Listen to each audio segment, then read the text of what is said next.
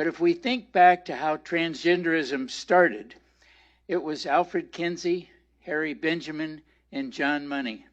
They were pedophile activists. They thought it was totally appropriate for adult men to have sex with young boys.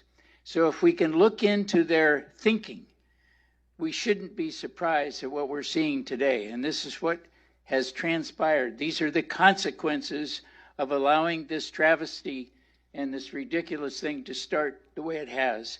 And let me tell you, affirming children into a cross-gender identity is child abuse. Let's be honest. It's not physical abuse, but it's psychological abuse. It's emotional abuse, and it's sexual abuse. We cannot kid ourselves any longer. And our children are being destroyed. I, myself, was cross-dressed at the age of 4, 1944, 74 years ago.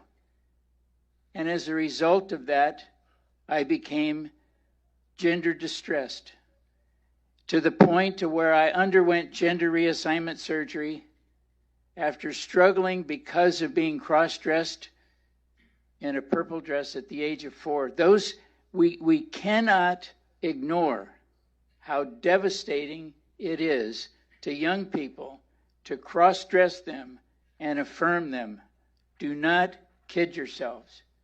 I'm here as a witness to this, that I'm still today stand before you with a mutilated body and a life that was destroyed in many ways, redeemed by Christ, certainly, but destroyed because I was affirmed and told how cute I looked, how wonderful it was, and went to a gender therapist who said, all you need to do is have hormones and reassignment surgery.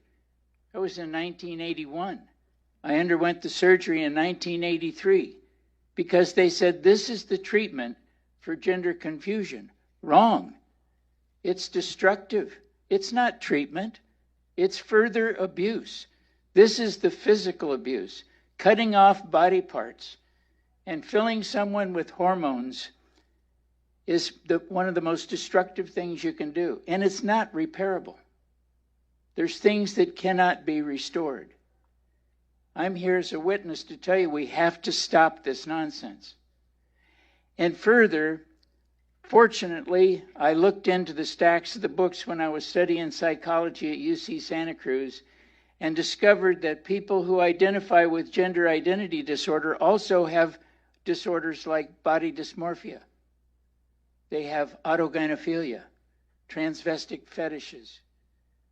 They have other psychological issues that cause them to behave as a transgender. They're not born transgender.